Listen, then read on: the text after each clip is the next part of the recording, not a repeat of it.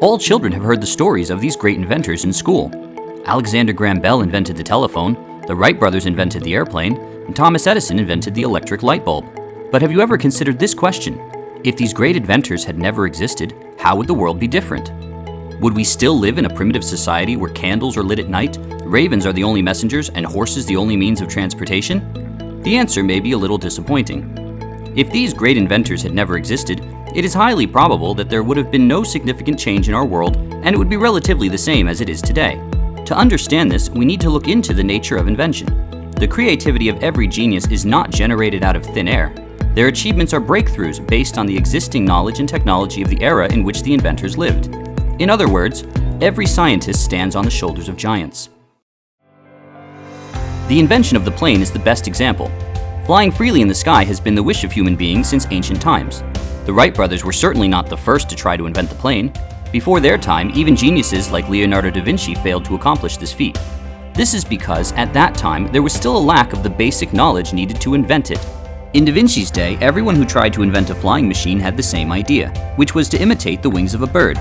Da Vinci designed several aircraft that were based on flapping huge wings. They did not know, with the structure of the human body and the limited strength of a human, it would be impossible to fly by simply flapping a set of wings.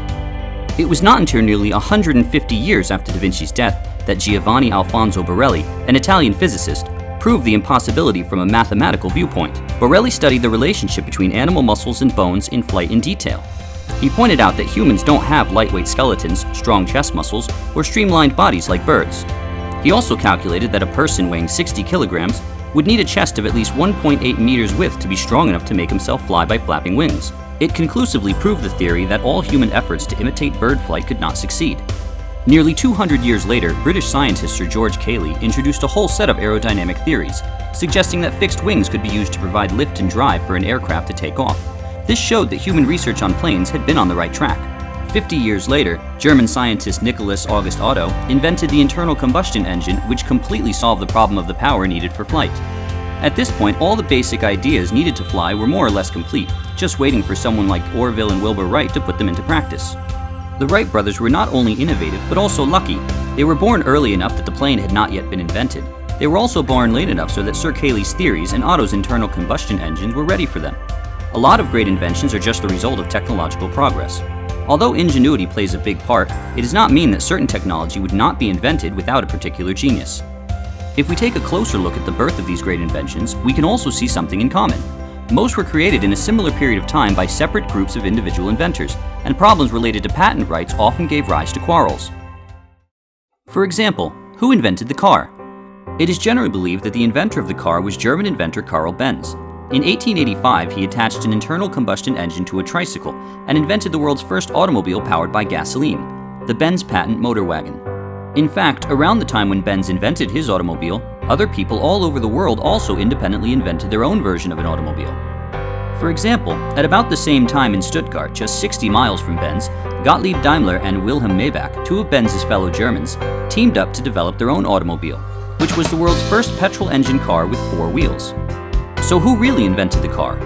Although Benz's automobile was invented earlier, his tricycle was not the immediate ancestor of today's cars. However, the 4-wheel automobile invented by Daimler and Maybach more closely resembles the automobile of today. In actuality, there were more than 3 people who fought for the automobile's patent rights. On the other side of the Atlantic, Americans believed Henry Ford was the real inventor of the automobile. Ford's quadricycle, invented in 1896, was not only more practical than Daimler and Benz's cars were, but was also the prototype for almost all cars today. Even before Benz, someone had made something similar. In 1884, a French inventor, Delamare de Bouteville, designed his own gas-powered car and received a patent for it. Before that, in 1863, a Belgian inventor, Jean J. Lenoir, designed an automobile prototype of his own, the Hippomobile. Even before that, theoretical steam engines or electric motors, which had not yet been developed, had been used in designs to make model automobiles. This makes it really difficult to determine who first invented the automobile. The reason is that at this point in the late 19th century, all the technology needed to invent the automobile, such as the internal combustion engine for power, the mechanical dynamics for designing sophisticated systems, even the technology for making tires and rubber, had become well developed. On these foundations, the invention of the car would simply be a natural outcome. If Benz or Ford had never been born, similar inventions would naturally have emerged around that time. In modern society, the situation goes further in that we are unable to pinpoint a specific inventor for more and more creations. Let's think about it. Who invented the AlphaGo that defeated Lee Sedol? Who invented the iPad? Who developed Fortnite? These creations are no longer the result of one or two geniuses working behind closed doors in a laboratory, but of teamwork involving the cooperation of hundreds or even thousands of people. In a scientific system, every latecomer can build on what came before, without starting from scratch or having to reinvent the wheel. Everyone is standing on the shoulders of their predecessors. We cannot even say clearly on whose shoulders an inventor stands, enabling him to create a certain achievement. It has to be said that the inventor is probably standing on the shoulders of countless people, or standing on the shoulders of civilization itself.